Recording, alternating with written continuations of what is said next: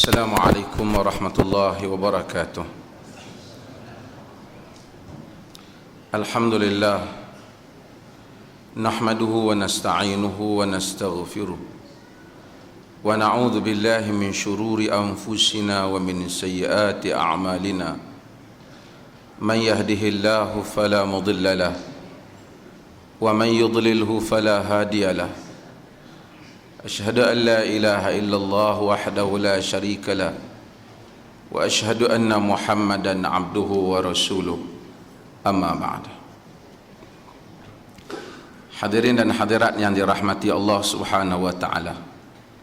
Insya-Allah pada malam ini kita ringkaskan kuliah ini disebabkan kita ada sedikit jamuan. Walaupun hari raya sebenarnya sudah habis satu hari sajalah, tapi dah adat kita ni, kita biasanya buat perjumpaan ataupun jamuan sempena jumpa semula setelah lama tak kuliah sempena bulan Ramadan. Ini jumpa semula bulan Syawal. Kalau kita kata hari ini hari raya, tak betul lah. Perjumpaan Syawal boleh lah. Nak kata sambut merdeka pun kita tak pernah dijajah, jadi kita pun jadi masalah juga. Sekarang ni macam-macam jenis salam ada. Saya tengok salam merdeka. Dulu salam satu Malaysia, saya macam agak boleh faham. Salam satu Malaysia mungkin maksud salam untuk seluruh orang Malaysia. Tapi nampaknya perkataan yang ditambah selepas salam itu tidak memberi makna, melainkan merujuk kepada seperti salam Syawal. Ini tak ada makna. Salam merdeka tak ada makna. Dan salam ni sama hukum dengan selamat pagi je lah. Kalau nak dapat pahala kena kata Assalamualaikum. Jadi kita kekalkan salam yang asal, iaitu Assalamualaikum warahmatullahi. Dan kita tahu musim ni dia orang kata musim merdeka lah. Kita tengok kereta nasi kandar kita pun penuh dengan bendera Malaysia. Saya tengok merdeka. Walaupun sebenarnya negara kita dalam keadaan sukar sekarang untuk menentukan kita perlu merdeka ataupun tidak. Disebabkan jika kita terima ini kata-kata daripada pandangan-pandangan yang diberi bukan oleh seorang ataupun dua orang, ramai di kalangan mereka yang bergelar profesor dan ahli yang khusus di dalam sejarah menyatakan kita sebenarnya tidak pernah dijajah. Saya sebut kepada pemberita semalam, ini bukan isu kecil, ini satu isu besar. Kerana mereka sebut, mereka kata tidak pernah dijajah. Dan kalau tidak pernah dijajah, berarti kita tidak perlu merdeka. Kerana merdeka bermaksud pembebasan diri, ataupun pembebasan diri atau merdeka setelah seseorang itu menjadi hamba. Dia lawan kepada penghambaan ataupun kehambaan, maka lawannya kemerdekaan. Maka merdeka yang wujud selama ni kita tak tahu benar ataupun tidak. Sebahagian kata penjajah datang ke dalam negeri kita untuk melakukan ziarah dan pelancongan saja. Dia melancong, British melancong, kemudian Jepun datang melancong, dan akhirnya kita merdeka daripada pelancong-pelancong kita. Juga saya rasa antara yang bercakap benar ialah Tun Mahathir. Sebab Tun Mahathir kata sebenarnya memang tak pernah dijajah, tetapi sultan-sultan Melayu lah yang menjemput penjajah datang ke sini.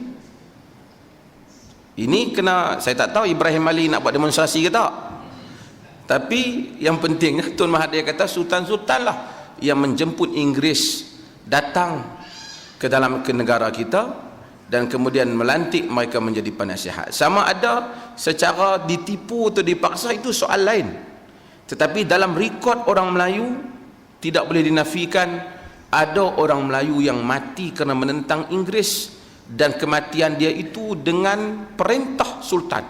seperti Tuk Janggut di Kelantan. Kerana Inggeris mendapat persetujuan Sultan mengisytiharkan dia sebagai penerhaka, walaupun sebenarnya dia adalah orang yang membela tanah air atau membela cuba menghalau penjajah keluar daripada bumi Kelantan. Sultan ketika itu mengeluarkan arahan supaya Tuk Janggut ini ditangkap ataupun diperangi dan kaki dia digantung ke atas, kepalanya ke bawah, dia diarak di Kota Baru dan dihina sehina-hinanya.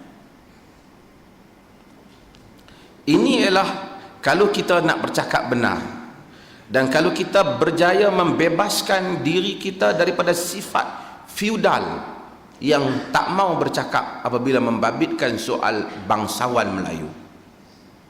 Dulu orang Melayu menganggap salah untuk mereka memperkatakan sesuatu yang membabitkan terutama institusi diraja.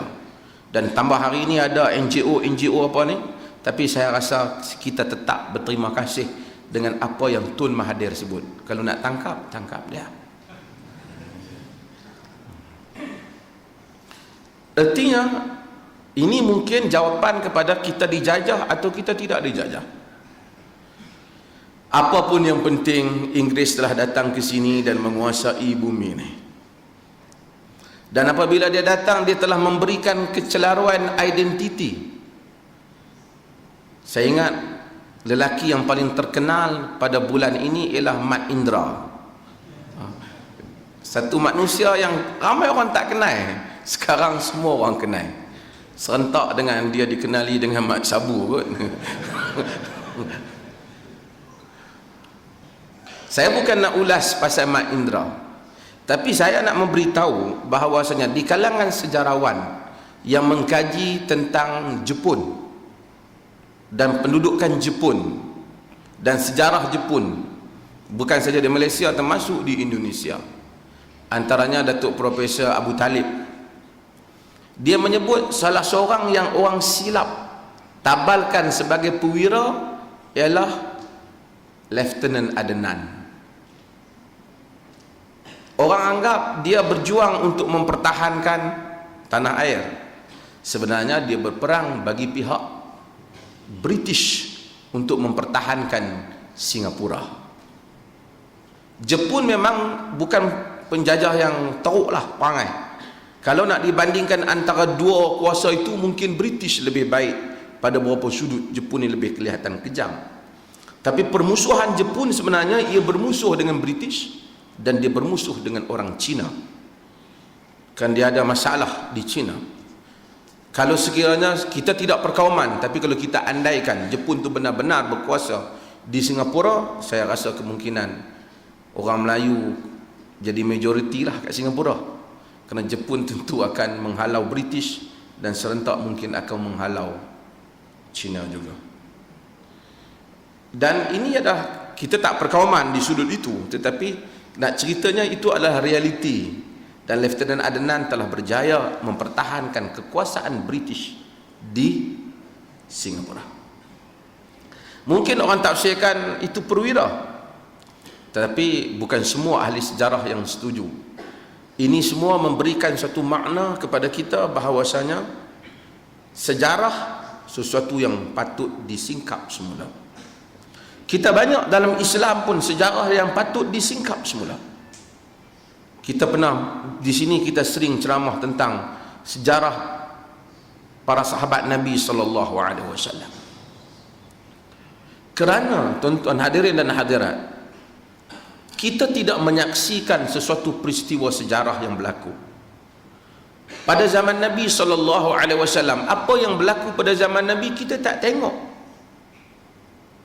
Yang kita tahu apa yang berlaku pada zaman Nabi, hal ialah berdasarkan kepada para periwayat yang meriwayatkan cerita itu.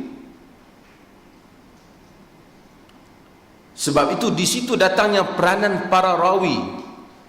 Jadi kita tahu macam mana Nabi melalui sahabat. Sahabat Nabi pun kita tak jumpa. Tabi'in meriwayatkan daripada mereka. Tabi'in pun kita tak jumpa. Atba' atau atba'ut tabi'in meriwayatkan daripada mereka.